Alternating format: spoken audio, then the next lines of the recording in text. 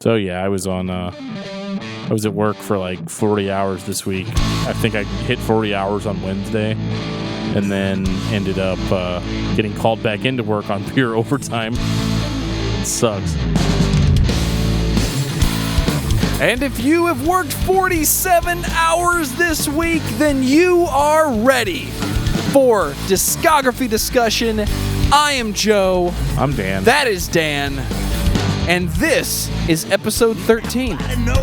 Wow, we've done that many episodes already? We have, in fact, done more than that if you count episode 9.5, but we don't talk about that. Yeah, not really. I mean, nobody listens to that episode anyway. no, everybody's all about episode 8. Oh, for sure. Dude, What's been going on? It's been one of those weeks where it's like, what in the world are we going to do? And then dude, it has been a hell of a week. I mean, all things considered. You got your space dust? No, I don't. I drank it before we even started recording. I'll have to get you another one here in a minute. Yeah, that sounds good to me, man. So, yeah, I had a rough week, and there are certain bands that I listen to when I've had a rough week. And so the band that we're talking about tonight is called the Tony Danza Tapdance Extravaganza. So, you want to tell me where a band gets a name like that and gets away with it? You know, I'm not entirely sure. My understanding is that Tony Danza is cool with it. Well, I remember watching like a clip on YouTube where somebody said, hey, here's this band that is named after you. And he was like, well, all right then. Yeah. And then he just never stopped talking about it. Well, yeah, later on on a different interview, he was like, I have a band named after me. They're like a heavy metal punk band. I don't know if I'd call these guys punk. There's a certain punk element to it, man. They just get up there and do that. There's a shocking ridiculousness to it. This would be... Don't get me wrong, they're fun to listen to, but, you know, I've primarily listened to the Electric Boogaloo, which we will most definitely get to. Oh, yes. I would call it the highlight, except the last album was... Yeah, see, I could disagree with you on that, but we'll get to that eventually. So before we get too far, I'm going to go ahead and say thank you to everyone for listening to the podcast. If you are not a subscriber, you can find everything discography discussion at discussmetal.com. We are on Google Play. We are on iTunes. We are on Stitcher. We are on TuneIn Radio. So if you have an Amazon Echo product, you can say to it, Alexa, play the latest episode of Discography Discussion, and she will. We are also on Facebook and on Twitter at Discuss Metal. Be sure to like, favorite, and subscribe. It really helps us out, and it lets us know that you're listening and what you want to hear more of. This week, we have a goal. Our goal this week is to double our listeners. There are so many of you guys, you know, we want you to talk to us. We want you to comment on the show. You know, if you're listening on iTunes, you know, put a review up. You know, it helps us out. If you're catching this on YouTube, on the repost, you know, leave a comment. We appreciate that. And also, it gives us something to look at. And, you know, we like feedback too. Yeah, I mean, just give it a review on something. You don't even have to type anything. You know, almost everything is reviewed by a star system, and we just want to know what we're doing bad, what we're doing good. You know, any suggestion is better than anything. And we definitely, you know, we want to hear from everybody any way you can because we appreciate all of you. Yeah, I mean, you can hit us up on Twitter. You can hit us up on Facebook. We even set up a Patreon this week, so you can find that at patreon.com. Got some good stuff in there. /discussmetal. We got some good stuff, so... Yeah, for sure. But anyway, let's get into Tony Danza. Tony Danza. Oh, my goodness. Tony Danza puts me in a good mood, even when I'm in a bad mood, and that is definitely something that, well, that's kind of the point. Oh, no, yeah, I understand completely, because Tony Danza is... And hereby we will be referring to the band name as Tony Danza, because I just don't really have the energy in me at this point in time to say the Tony Danza Tapdance Extravaganza that many times. So they're called Tony Danza. Let's just go with that. And Tony Danza is interesting to me in that, you know, everybody remembers that scene from Spinal Tap. There's like, yes, but our amps go up to 11. So traditionally heavy music is fine for me. Like, I don't really have any issues with listening to kind of your standard modern heavy sound. But there are certain weeks, like when you clock 47 hours in, which might not be a lot to some people. I realize other people work more hours than that. However, for me personally, who's used to a 40-hour work week, I kind of get put in this state where traditional heavy isn't good enough for me, which is when I turn to bands like the Tony Danza Tapdance Extravaganza. They are just kind of ridiculous, kind of insane, almost a joke in places. However, they really pulled through towards the end. Because they have 4 albums out. They have 4 albums total. The first one came in like 05 or something? 2005, we got the self-titled Tony Danza Tapdance Extravaganza. Yeah, so, I mean, this was kind of an introduction on what to expect. You know, it starts off with this like loud guitar, this 80s metal type screaming or whatever, and it's not good. It doesn't sound great. And then the band kicks into what they really sound like, which is just kind of an onslaught of, would you say more chaotic metalcore, Joe? That is the aim, I think. And one thing that you're going to notice about this band is where they start and where they end up are not the same. No, not at all. And where they end up, to most people, and would be considered your standard run-of-the-mill degent.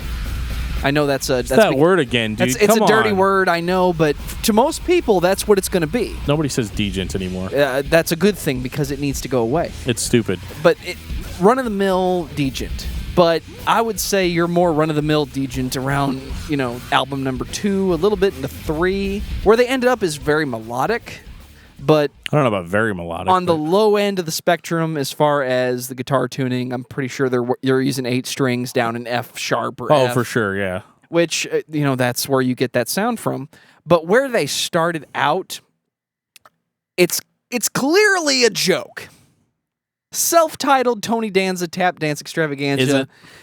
By name, by album cover, it's just this car on a black and white cover, and like he mentioned with the like 80s kind of power metal intro, you will find littered throughout this record these little like stabs in the gut of riffs that you might recognize. So it's clearly a joke. I mean, straight up, you can hear Sweet Child of Mine for about a second and a half, and then it turns into chaotic metal. Right, yeah. So it's clearly a joke, and the jokes kind of followed into those album song 2. titles, man. My bowling ball's frozen in a Foot Locker in Chicago. My bell heaven looks like in Talladega. Yeah, there's a song on here called Cliff Burton Surprise. Yeah. Bringing it straight from Alabama. I mean, it's obvious what it is. Bill Dance lands the big one. We're reading it off his screen here. And I would say it's fun. Yeah. For the majority of people. Tony Little, Jack Daniels, and the Open Road. That's brilliant. I mean, for your casual metal fan, or even your casual extreme metal fan, it's worth a listen just for what it is. Sure, yeah. I mean, it's actually a lot of fun. I don't know that I enjoy it as much as later records, but then again, the first thing I heard was Danza 2. Well, yeah. Well, I think with the exception of maybe Danza 3, I think this first album had kind of the craziest sound. It almost goes into like pure grindcore in places. I feel like I jumped the gun, so I'm going to slow you down and back you up. Kind of give me a rundown of, what's the deal with chaotic metal and that style of, because a lot of it gets thrown into subgenres. Like someone would say, this is noisecore. It's not the same thing. Chaotic metal, noisecore, not the same thing. And I know you know the difference. Yeah, I mean, I don't really focus on that kind of stuff anymore. Why is Tony Danza melodic metal or chaotic metal in that way? I would say Tony Danza sounds more to me like a Meshuggah meets Acacia Strain kind of heavy, whereas like a lot of the chaotic bands that I listened to early on were more like like we talked about on the American Standards episode, more of like hardcore based, which is more like your like Spitfire, Training for Utopia, early Norma Jean, the Chariot kind of stuff is kind of where I would, and it's like Scarlet and stuff.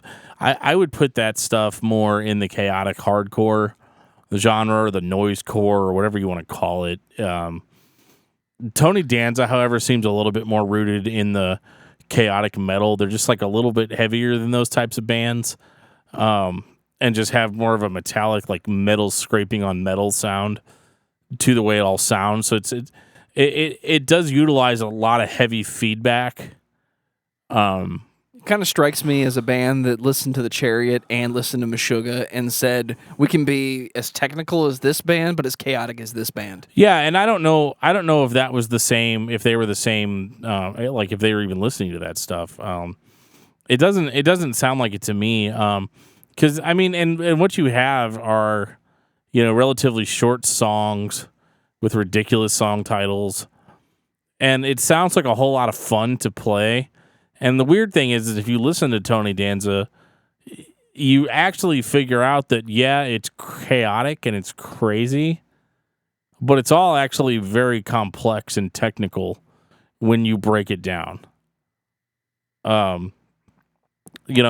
wouldn't say as technical maybe on the first two records, but later on in their career, they definitely break through into some just crazy technicality. And I don't really hear that type of technicality on bands like The Chariot or early Norma Jean or Spitfire or anything, whereas their focus was just to be crazy. Whereas with Tony Danza, it was more like their focus was to be crazy, but also be very technical and, odd time signatures, weird riff transitions. My review of Tony Danza Tapdance Extravaganza, for people that haven't heard it, is it's an audio onslaught. Oh, for sure. Yeah. And especially Danza 2, because for a long time, Danza 2 was the record that I pulled out whenever somebody said, this is the heaviest thing I've ever heard, or, this is the loudest thing I ever heard. Oh, yeah, listen to this. When we get the opportunity, we're going to talk about Pantera, because I know one of your opinions about Pantera in the 90s is very similar to one of mine, which is there's very little dynamic, and it's all loud on purpose. Danza 2 may be the loudest on purpose band or album you've ever listened to until you get to Danza 3, but I'm not going to get that far ahead because they just keep getting louder and louder and louder, and I think maybe only comparable to Ganglia. It becomes an endurance, like, just to get through the record. You're going to mention Ganglia on our show, really? Absolutely, I'm going to mention Ganglia when I'm talking about Tony Danza, because... No, I don't know. No. Come on. No, from an audio standpoint of sit down, listen to the record, Danza 2 is like, it becomes an endurance challenge to just get through it before you just, I can't take anymore. Oh, it's only 30 minutes. Come on. And it's got some skits on it, but Yeah, I mean, it's not, and maybe I've just gotten used to it. That's the thing. We got used to it, but the first time we heard Danza 2, the Electric Boogaloo, we heard, and my only regret is I probably can't play them, but this album is littered with skits. Yeah, it is. I wish we could play all the skits, but I don't want to get copyright infringement. We could just listen to the skits and call it a day. Yeah, I mean, so the first album, I guess we've talked enough to where we could talk about the first album. Like I said before, the first Danza album, self-titled record. And in a lot of ways, all the albums are self-titled, but the first one is it's chaotic. It sounds dirty. The only thing that's really holding it back from sounding like something like Danza 2 is the production quality. It sounds like it may have been recorded kind of more of in a subpar state. Definitely independent. Yeah, the vocals are mixed really, really weird, and it makes them sound like higher pitched than I think they're supposed to sound. Because I listened to that, and he does lows. I think their singer's name is Jesse. He does lows, in the first record, but everything just kind of comes across as high pitched and kind of tinny sounding. Which is ridiculous considering, how modern the musical style really is. But yeah, the first album is just an onslaught from beginning to end. There's no melodic breaks, no acoustic intros. no heartfelt, power jam type songs. It's a guitar player's wank session. It is, dude. It's 100%. Can I say that on the show? I don't know. Maybe we'll find out. I'm the editor, so. There you go. But Danza 2, the Electric Boogaloo. Did we find this by accident, or was this something you sought out? Me and my buddy Patrick were at a Best Buy, and I came to Best Buy looking for a different CD, but we just see this cover sitting there. It's like a wood grain cover, and on the front of it says the Tony Danza Tapdance Extravaganza, Danza 2, the Electric Boogaloo. And I was like, okay, well, I guess I'll get this. And we took it down to Joe's house. We listened to it all the way down. And I remember it being kind of funny because we popped it in and had no idea really what to expect.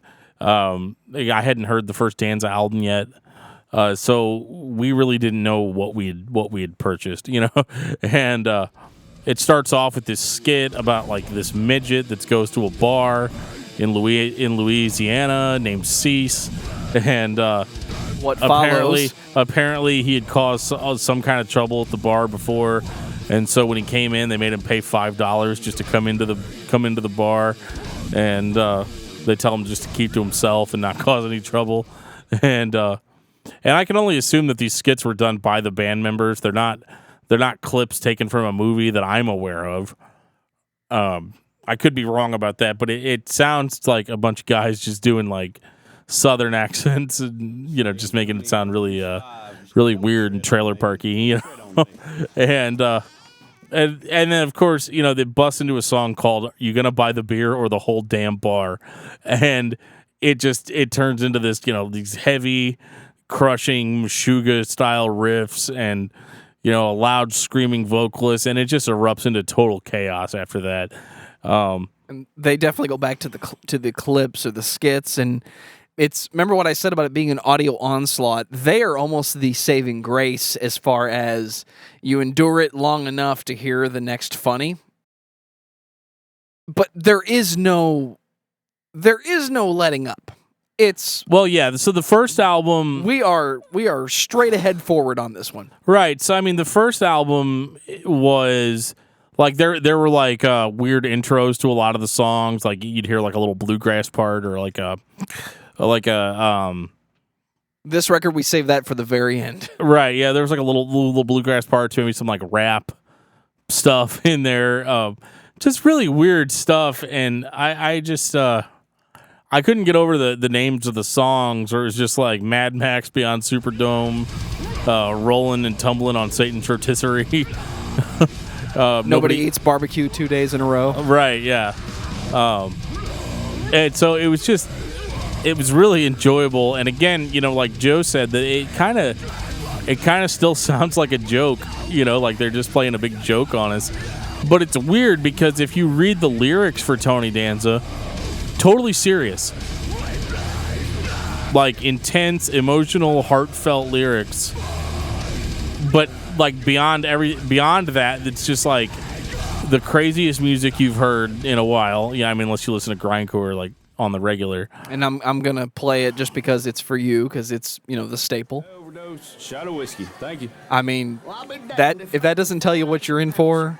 And I'm not even going to spoil the ending, but you definitely need to pick this record up. You need to listen to the whole thing and then know that the last song is almost 5 minutes long, and it's called the Louisiana Dive Bar Massacre. Enjoy. That's all I have to say. Right. It's not what you're expecting. It's definitely... Sorry, dude. No worries. Tony Danza makes him sneeze sometimes. It's definitely an onslaught in every sense of the word.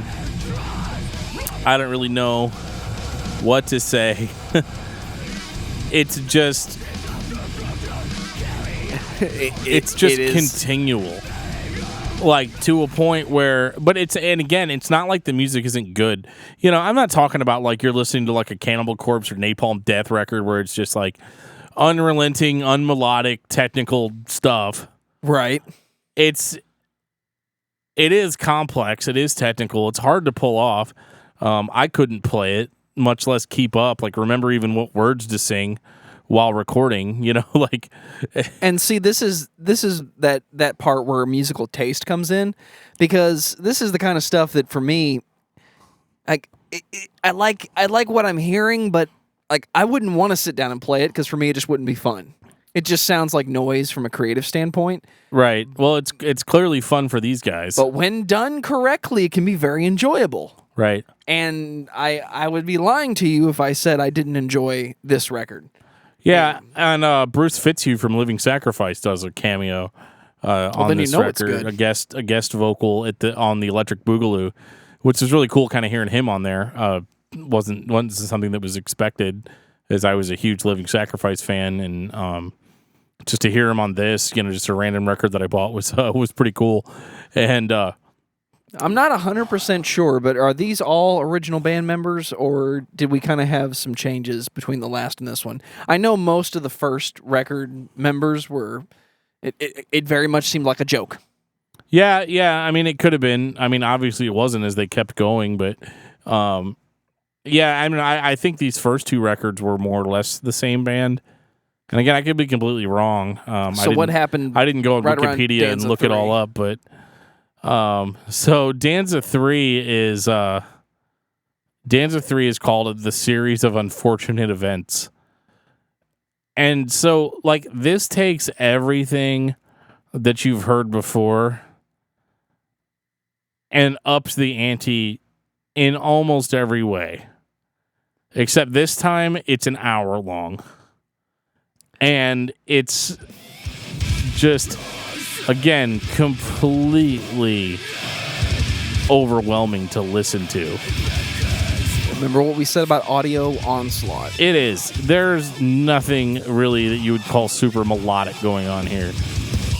Truthfully, I have spent the least amount of time listening to this record. I think I've listened to Danza 2 and 4 the most. Right. But you have told me on many occasions that is my mistake.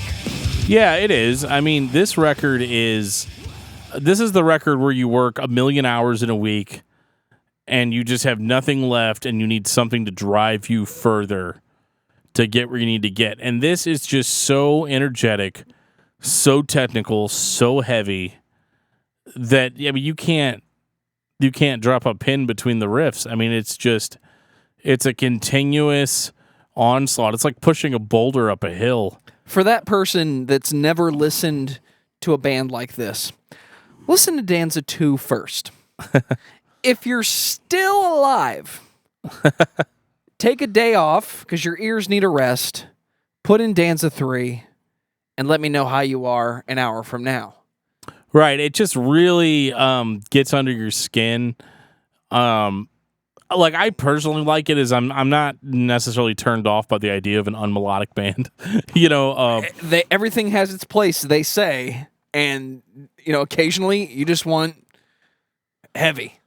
Yeah, and that is absolutely what you're getting here. This is probably the heaviest Danza record from a production standpoint. I mean, I would wonder if they re-recorded the first album, that one might be heavier, because like I said, there are some actual, like, almost grindcore parts on that first Danza record.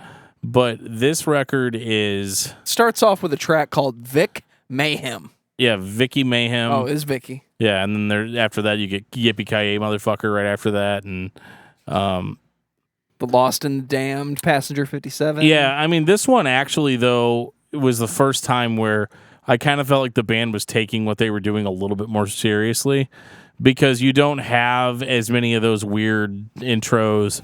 You don't have the skits. You don't have kind of the gimmick, I think, because I think Danza 2, they had the gimmick of having this continuous skit-driven story going throughout the record, whereas this one is just, buckle in, you're going to be on this for an hour. Hopefully you're going to love it, but, it definitely assaults your senses in a way that I haven't really experienced in other records up to this point. Danza 3 is just sick. Primarily written by the guitarist, if I'm remembering it right. Yeah. Last two records were, Josh Travis, I think his name is. Yeah, and for those bands that have existed past their time of actually existing, This is one of those examples of, well, I've got these riffs. I want to make a record. I'm going to record this. And what we got was more than we expected. Yeah. And I didn't think they could do it again. Oh yeah, man. They really killed it here. I mean, it's hard to really pin down, but like I think they hit a level of chaos. The weird thing that they did introduce in Danza 3 though was there was a little bit more atmosphere here than what we'd had before. You started getting kind of these like background, I don't want to say melodies, but just kind of something, a little bit more atmospheric guitar going on in the background, which kind of created more of a mood for each of the songs. And was definitely more refined. I wouldn't say produced because that's the wrong word with this style. well, I mean, yeah, obviously they're in a better studio, than they were for the previous two records, which is great. But and I think that's where this record was really able to pummel you. But you do get a little bit more atmosphere on this record, which would kind of bleed more into the fourth record. Definitely less funny. Yeah, this isn't a joke anymore. This is just like straight ahead, in your face, just metal, chaotic onslaught, and I love it, man. I mean, Danza 3 is still my go-to for if I'm having a bad day or I just need some energy. Yeah, it's better than drinking a Monster. It's better than, drinking a 5-hour energy.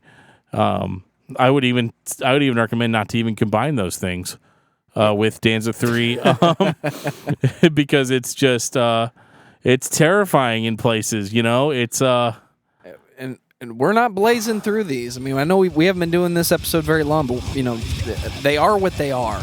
Yeah, and you need to understand it's not like your typical thrash or 80s heavy metal band.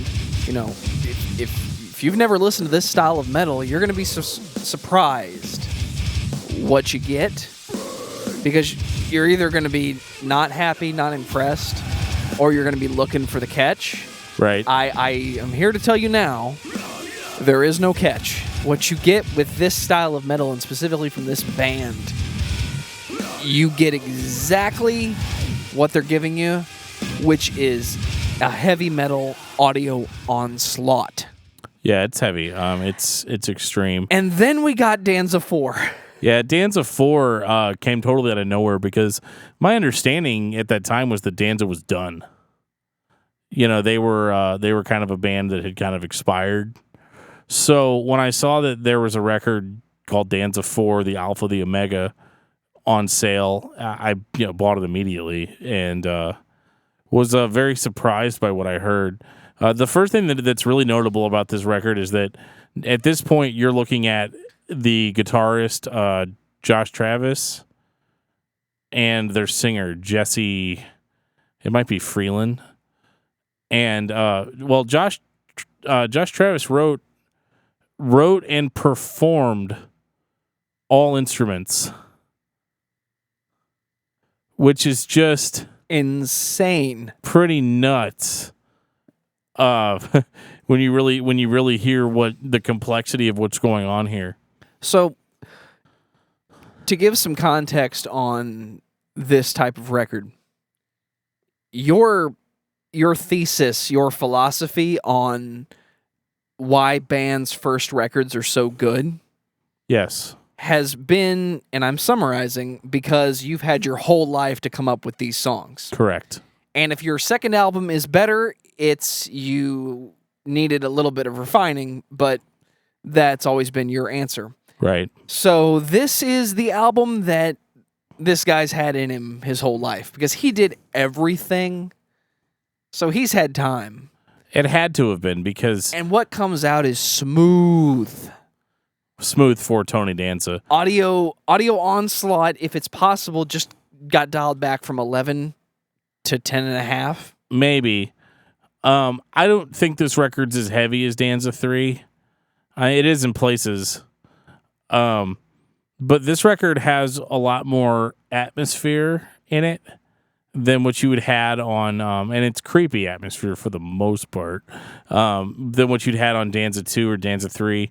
But one thing that's very different on this is there are actually some melodic breaks to the onslaught. I mean, the album starts a lot like Danza 3. You know, there's not, there's not too much as far as, like super dynamics. But as the album continues, you start hearing kind of this background melodic theme that's there that kind of follows you throughout the record. And by the time you reach the climax, you get to the song "The Alpha, the Omega," and it's like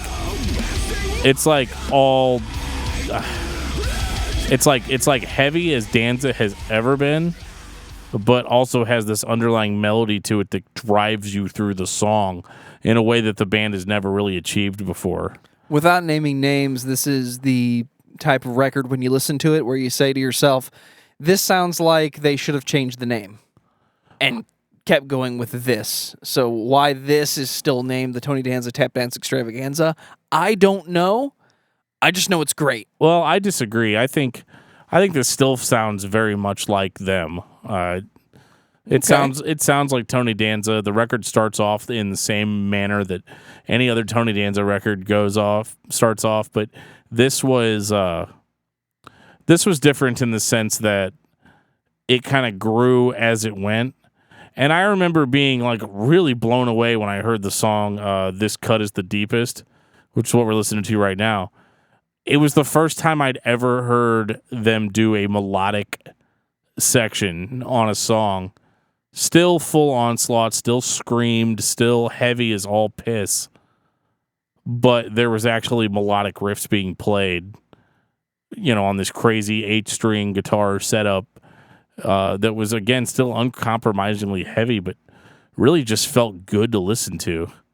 And it's the very first time I've listened to Tony Danza and been like, yeah, I feel good now. I feel it's a definite change. From I don't feel other like days. I don't feel like I was bludgeoned in the head with a tire iron that time, and it was a lot of fun to hear that develop into songs like "The Alpha, the Omega." They're just really, and they didn't do it a lot. I mean, like, this is still a ball busting, chaotic metal record. If you go into this expecting, something, We talked about Plea for Purging. I would give this record to any Plea fan.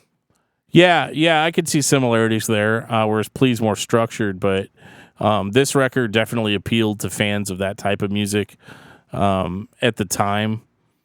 And it was actually, I remember being very disappointed that this was it, And I know in this day and age, it's hard to say whether something is just it or not, because,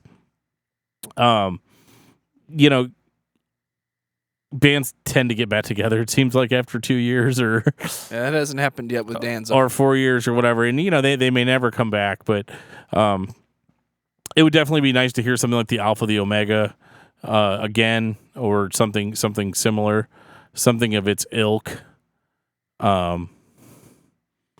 Joe, if you go up 2 tracks, that's the actual "Alpha, the Omega." For some reason, when you rip this album into iTunes, the album, the track listing is all messed up. That's one of those interesting aspects. Yeah, but so this song that we're listening to now is "The Alpha, the Omega," and I feel like it's probably the best song on the record. I would not disagree. Yeah, I mean, I have a thing for "The Cut Is the Deepest," but that's just me. Yeah. What's cool too is the lyrics on this are a lot more serious than what we'd had before. There's a song that's actually about American soldiers overseas. A lot of really like heartfelt, more personal lyrics. Very angry, but sincere. And they criticize the hardcore scene and all that stuff too on this record. Making kind of poking at people that wear girl pants and things. A lot of bands do that on the way out, and I would definitely say this is on the way out. Yeah, because I mean, what have they got to lose, right? I'm going to tell you exactly what I think. I'm going to tell you what I think. Yeah, and this record was just very good for me. I mean, it came out a few years ago, and what year was this, Joe? Was this 2012? 2012 on the Alpha and the Omega. Yeah. So I mean, and even 5 years later, man, it's still probably my go-to record for this type of music. Just because it's so dynamic, it's so in your face. It doesn't compromise anything. Like it's usually when a band like this adds melody to their sound, it doesn't work. Or it sounds forced. In this case, it really kind of came across as a natural progression because I think they easily could have cut all that melodic stuff out and did another Danza 3. And I think that would have been the easier way to go. But this is a different beast entirely, and I would hope that the two guys that basically wrote it and recorded it, really walked away feeling proud of what they'd done. This might be an example of a band. This might be the only example of a band I can think of where you could actually listen to these albums in reverse order, and you might get a better experience. Because you start off at the peak, and then you get the peak of heavy, and then you get the joke, and then you get the all joke. Right, yeah, it's possible. So, for most metal fans, I would say you could start with this. Yeah, I mean, typically I alternate between Danza 4 and Danza 3.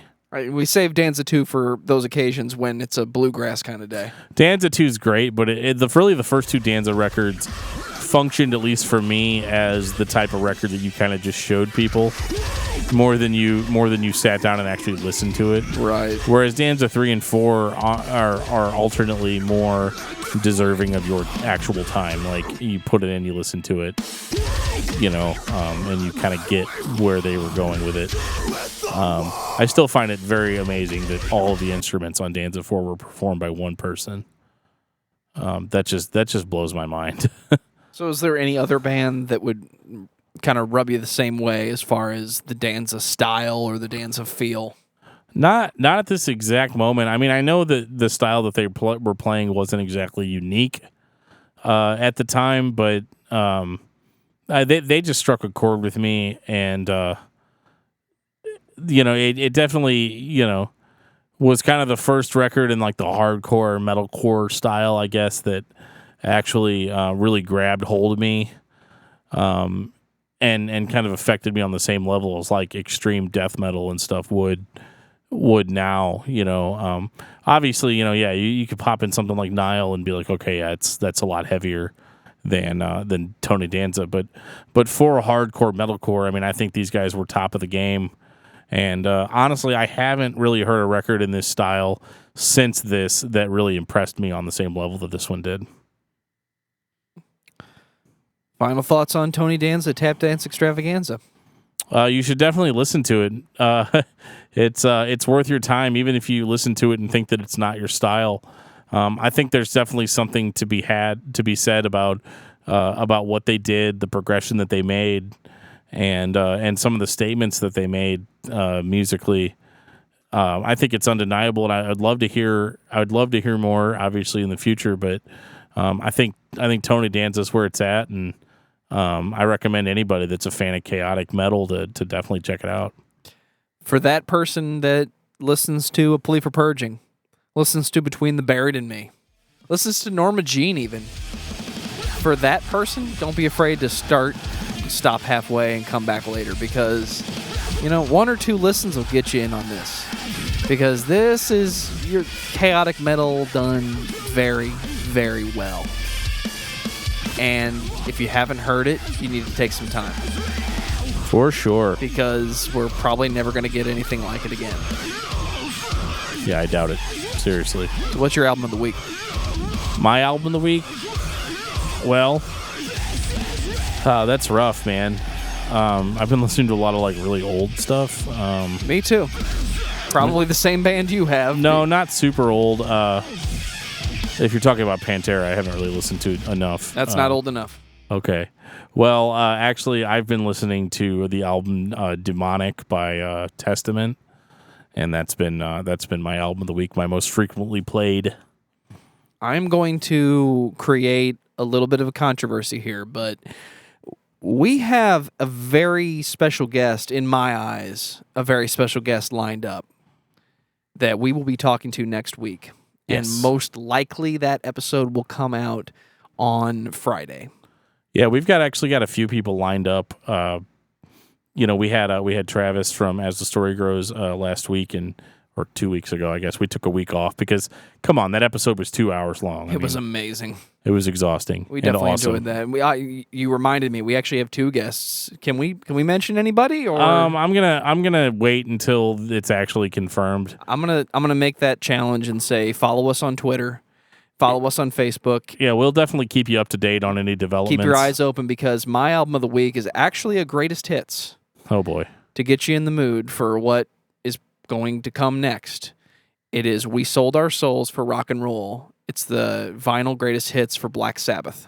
Oh, yeah. Primarily the early days of Ozzy, but that will get you psyched up for what we've got coming up. And, we got some big stuff coming down the pipe. In addition to our traditional discography discussions, we are planning on having music genre discussions as well, which, may not post as an actual episode, but we will to kind of break down the genres a little bit and discuss them as to what their impact was in the time period that they came in. So you can expect in the future, full-on episodes about thrash metal only or death metal only or hardcore only, new metal only. We're going to just really kind of break it all open, and it'll give us a chance to talk about bands that maybe don't necessarily fall into our normal format. But we want to talk about anyway, and sometimes we can discuss them in the context of talking about a genre as a whole, and I think that's going to be a lot of fun. We're just going to kind of experiment with different formats, but still try to deliver, what we originally intended to do, which was talk about bands from beginning to end. So it's a lot of exciting stuff coming up. It's just getting better and better, and we really hope that you guys will stay along for the ride through all that.